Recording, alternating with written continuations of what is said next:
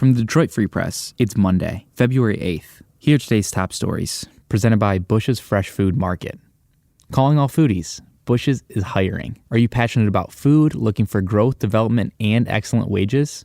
Come grow with Bush's and apply online at bushes.com/join our team. That's Bush's, BUSCHS.com/join our team. For the Detroit Free Press, I'm Kerry Jr. II. Indoor contact sports return to Michigan today. Thursday, Governor Gretchen Whitmer announced all sports can return if masks are worn. Otherwise, student athletes must be tested regularly. As we take this step, we must remain vigilant. At the end of the day, what has been the most important throughout this process in making sure that our kids can play is that we keep them safe as they do. And we don't want them to put their own health or the health of their families at risk. Masks are required during practices and games. The order allows for sports like basketball, hockey, and competitive cheer to resume. The city of Detroit is expanding its vaccination effort once again. The announcement came just in time for the reopening of indoor dining at restaurants and bars. Mayor Mike Duggan announced the news at a press conference Tuesday. We wanted to reach out to the men and women who are going to work every day doing their jobs who are most at risk for COVID exposure. Eligible people include those who work in restaurants, grocery stores, and meatpacking, as well as security guards and janitors. Workers must live or work in the city. Duggan estimates thousands of people are now eligible with the expanded groups. Oakland County's health department is scheduling vaccine appointments for frontline grocery, food service, and crucial infrastructure workers. That's in addition to long-term care facilities, teachers, and other eligible priority groups. However, Wayne County is not expanding vaccine eligibility. A spokesman for County Executive Warren Evans said its health department is still moving through Phase 1A in teachers. Macomb County Executive Mark Hackle said the health department is only vaccinating groups authorized by Governor Whitmer. Here are the latest coronavirus numbers. The Michigan Health Department reported 1,018 new cases of the coronavirus and 97 deaths Saturday. The state averaged 1,200 cases and 42 deaths over a 7-day period. In total, the health department has reported over 567,000 cases and over 14,800 deaths since March.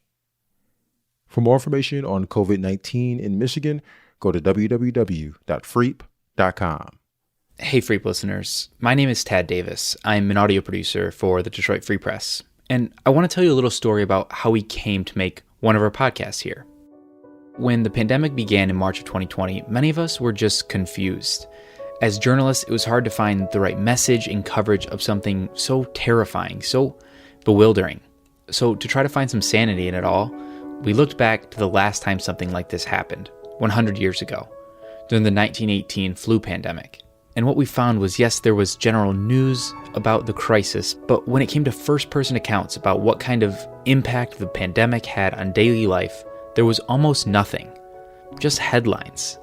And when we saw this gap in coverage from the 1918 pandemic, we didn't want history to repeat itself. So we decided to create We Lived It. The We Lived It podcast covers stories from across Michigan, from following high schoolers who returned to school during the pandemic. I can't really switch from hybrid to virtual per the district guideline and rules. So, I kind of have no choice but to go hybrid. To people finding new ways to be together and celebrate life. Marge, you gotta mute me because I don't have any buttons. Remind me to do that, and I can do that easily. Anybody else need to be muted? Yes, yeah. This podcast has given us the chance to dive deeper into subjects and stories and helped us build a new format of covering the pandemic and future stories. The We Lived It podcast sets a historical and human version of what the pandemic was like for listeners now and in the future. You can find the podcast on Apple Podcasts, Spotify, or wherever else you get the podcasts. And while you're there, if you like the show, you can leave a rating. It really, really makes a difference. Okay, thanks for listening. I'm Kirkland Crawford with the Free Press Sports Department, and just before Tom Brady won his 7th Super Bowl and his first in his first year with the Tampa Bay Buccaneers, the Pistons were continuing their rebuild by trading away a veteran. Detroit is sending Derrick Rose to the New York Knicks for point guard Dennis Smith Jr. and a second-round pick later this year. Rose will be reunited for the second time with Coach Tom Thibodeau, his head coach when Rose was the league's youngest MVP before his knee injuries. Meanwhile, the Pistons are taking a flyer on Smith, an athletic point guard who was a lottery pick just a few years ago, but has yet to live up to his potential.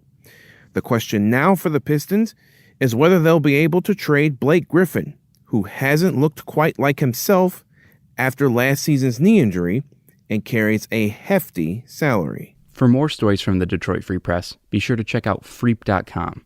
That's FREEP.com. If you're a fan and want to support our quality local journalism, subscribe. Go to freep.com/special offer.